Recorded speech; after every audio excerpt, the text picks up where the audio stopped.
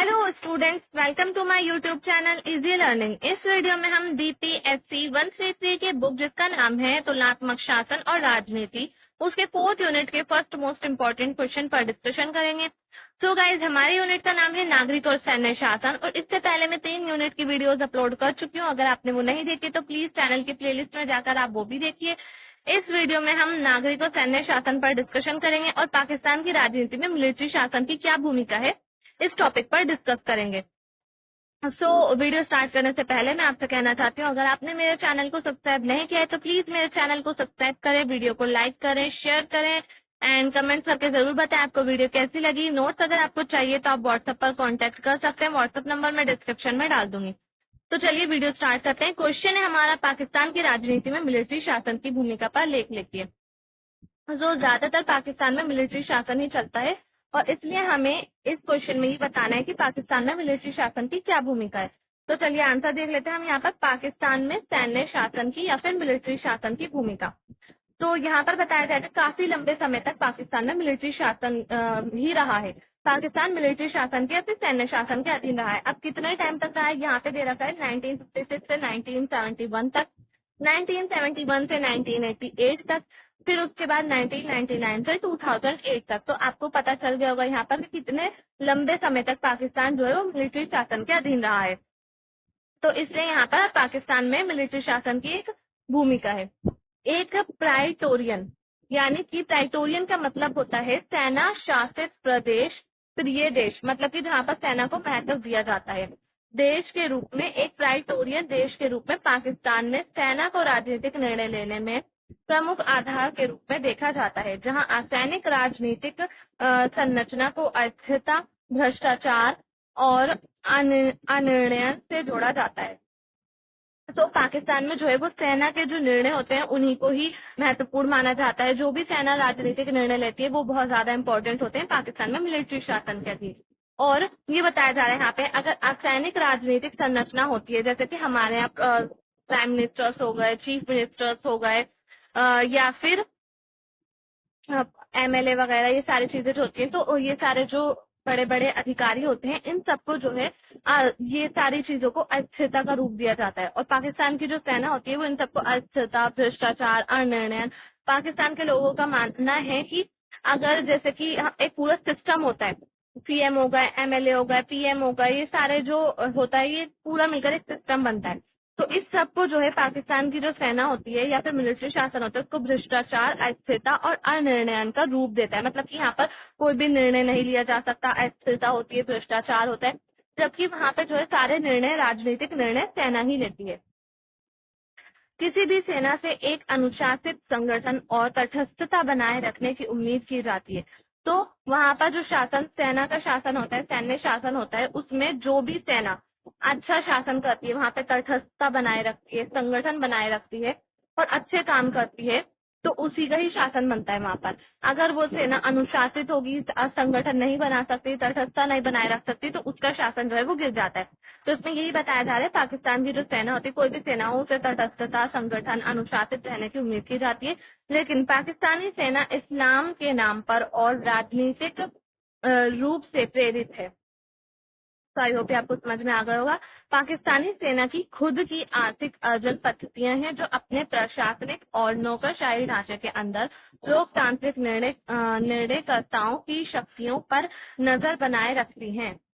तो I hope ये आपको समझ में आ रहा होगा। ये थोड़ा इजी लैंग्वेज में लिखा है, इसलिए मैं ज्यादा डीपली नहीं समझाऊंगी। अगर ज्यादा डीपली समझाऊंगी तो वीडियो ज्यादा लेंथी हो जाएगी।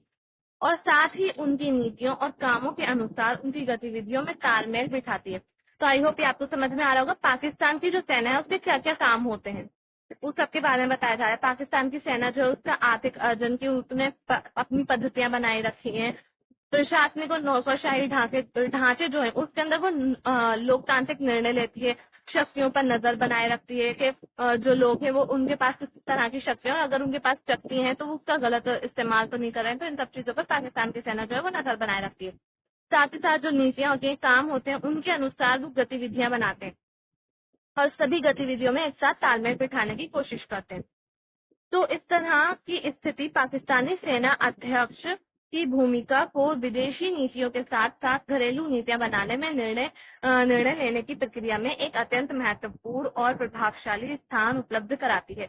तो इस तरह की जो पाकिस्तानी सेना जो है वो निर्णय बनाती है, तो उसमें जो है वो विदेशी नीतियां भी बनाती है, अपनी घरेलू नीतियां भी बनाती है, और उसके साथ साथ जो भी महत्वपूर्ण चीजें होती हैं, महत्वपूर्ण गतिविधियां होती हैं, वो सब बनाती है। तो इसलिए पाकिस्तान की सेना जो है वो प्रभावशाली है, उसका स्थान जो है प्रभावशाली है।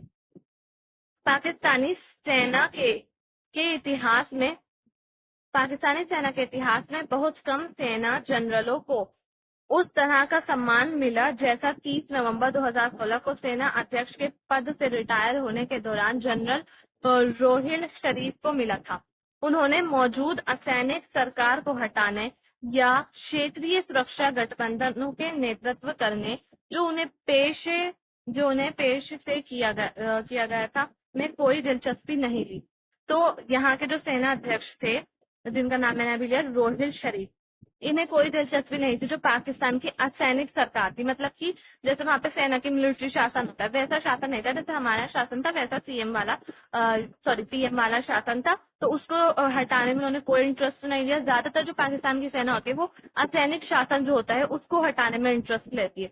लेकिन जो रोहिल शरीफ थे, उन्होंने असैनिक शासन को हटाने में कोई इंटरेस्ट नहीं लिया। क्षेत्रीय सुरक्षा गठबंधनों का उन्होंने नेतृत्व किया ताकि उनका जो क्षेत्र है, उनका जो पाकिस्तान है या फिर उनका जो देश है, उसको जो है वो सुरक्षित रख सकें। इस तरह की कार्यवाही ने पाकिस्तानी जनता में सेना के प्रति सम्मान की भावना को फिर से बढ़ाया जो पिछले दशक में गिर रही थी। तो पिछले दशकों में सेना के लिए सम्मान की जो भावना थी वो क्यों गिर रही थी?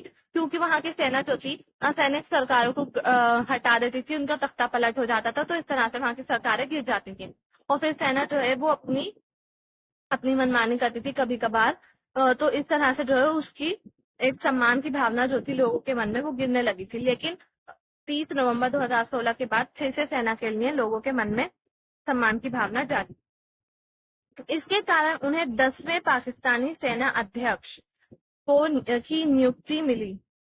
तो किसे मिली थी? रोहिल शरीफ के बारे में बात हो रही है, तो इसलिए उन्हें ही बताया जा रहा है कि उन्हें 10वें पाकिस्तानी सेना अध्यक्ष के रूप में नियुक्ति मिली थी। इससे पहले इस पद को पाकिस्तानी सेना में कमांडर इन चीफ के रूप में जाना जाता है। एक सैन्य शासन प्रिय राष्ट्र के रूप में पाकिस्तानी सेना की भूमिका देश की घरेलू और बाहरी नीति बनाने में निर्णायक रहती है।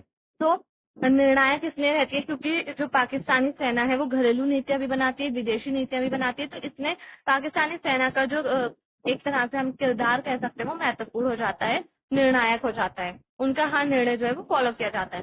ज्यादातर पहले कमांडर इन चीफ या तो मुख्य धारा की राजनीति में शामिल हो गए, कुछ प्रांतों के गवर्नर बने, कुछ सलाहकार के रूप में काम किया। सो आई होप समझ में आ गया। कमांडर इन चीफ जो है उनके बारे में से बताया जा रहा है। कुछ को परिस्थितियों के कारण हटाया गया है, कुछ पर भ्रष्टाचार का मुकदमा चला या देश से निर्वासित किया या हत्या कर दी गई। तो जो पाकिस्तानी कमांडर इन चीफ थे, सेना के अध्यक्ष थे, उनको काफी बड़े पदों पर भी पोस्ट पर भी दिया गया, उनको पोस्ट दी गई। और कुछ ऐसे थे जिन्होंने गलत काम किए तो उनको हटा दिया गया, भ्रष्टाचार क्या तो उसका मुकदमा चलाया गया या फिर उनको पूरी तरह से वहां से हटा दिया गया और उनकी हत्या भी कर दी गई। तो इस तरह से अगर कोई गलत काम करता है पाकिस्तानी सेना का अध्यक्ष तो उसको हत्या भी की जा सकती है उसकी। अगर पाकिस्तान सेना के अतीत पर नजर डाले तो ये स्पष्ट होता है कि जनरल अशफाक परवेज कयानी, जिन्होंने तत्कालीन राष्ट्रपति और देश के राष्ट्र अध्यक्ष जनरल परवेज मुशर्रफ से पदभार लेते हुए 6 अक्टूबर 2007 को सेना अध्यक्ष का पद ग्रहण किया था। 2 कार्यालयों के साथ 6 साल पद पर रहे, जो कि एक 4 सितारा जनरल है जिनकी पूरी कार्यवाही बढ़ाई गई है। तो यहाँ पर जनरल अशफाक परवेज के बारे में बात की जा रही है कि उनका कार्यकाल अच्छा था और उनको 4 स्टार भी दिए गए थे और उनकी कार्य अवधि भी जो है वो बढ़ा दी गई थी। जनरल शरीफ सबसे कठिन समय में पाकिस्तान के जो है कमांडर इन चीफ के पद पर थे, जब आतंकवाद की नीति जिसे पाकिस्तान ने पोषित किया था ने पिछले कुछ वर्षों में महत्वपूर्ण जान माल क्षति पहुंचाई, जिस कारण इन्होंने आतंकवादी समूह के खिलाफ कार्रवाई की। तो इसलिए जनरल शरीफ जो थे वो ज्यादा इम्पोर्टेंट माने जाते हैं, क्योंकि उन्होंने पाकिस्तान में जो आतंकवादी नीतियां चल रही थी या फिर आतंकवादी समूह बन रहे थे उनके खिलाफ कार्रवाई की थी। जनरल शरीफ ने अंतर्राष्ट्रीय स्तर के साथ साथ अपने पड़ोसी देशों में पाकिस्तान की स्थिति मजबूत करने में काफी महत्वपूर्ण भूमिका निभाई और रणनीतिक भूमिका निभाई, क्योंकि अपने कार्यकाल के दौरान उन्होंने सेना और सामरिक संबंधों को मजबूत बनाए रखने के लिए कई दौरे किए। तो इन्होंने, ये जो जनरल शरीफ थे, ना सिर्फ इन्होंने जो वहां पे आतंकवाद था उसके खिलाफ आवाज उठाई थी, बल्कि जो उनके पड़ोसी देश थे उनमें पाकिस्तान की जो एक स्थिति थी, पाकिस्तान की जो एक इमेज थी उसको मजबूत किया। साथ ही साथ जो सैन्य या फिर सामरिक संबंध थे उनको भी बढ़ाया और रणनीतिक भूमिका भी उन्होंने पाकिस्तान की बढ़ाई बाकी देशों में जो आसपास के कंट्रीज थी पाकिस्तान की। विभिन्न देशों के रक्षा कर्मियों के साथ संयुक्त सैन्य अभ्यास में समन्वय किया। नए रक्षा हथियारों की खरीद के साथ साथ पुराने हथियारों को फिर से आधुनिक बनाने का प्रयास किए तथा रणनीतिक व रक्षा गठबंधन बनाने में महत्वपूर्ण भूमिका निभाई। तो ये जनरल शरीफ के बारे में कि उन्होंने क्या क्या काम किए थे, वो भी सैन्य शासन के अधीन ही थे, लेकिन फिर भी उन्होंने अच्छे काम किए थे, काफी अच्छे काम किए थे। और ये सारे काम आपके लिए लिखने के लिए आ सकते हैं एग्जाम में। सारे काम तो नहीं आएंगे, लेकिन आपका यही क्वेश्चन आएगा जो मैंने अभी बताया कि पाकिस्तान में जो सैन्य शासन है या फिर मिलिट्री शासन है उसकी क्या भूमिका है, तो उसके बारे में बताने के लिए आएगा, तो आपको ये सब लिखना पड़ेगा। तो गाइस, यहाँ पर हमारा क्वेश्चन जो है वो फिनिश हो जाता है। अगर आपको वीडियो पसंद आई है तो प्लीज वीडियो को लाइक करें, शेयर करें एंड चैनल को सब्सक्राइब करना ना भूलें। थैंक्स।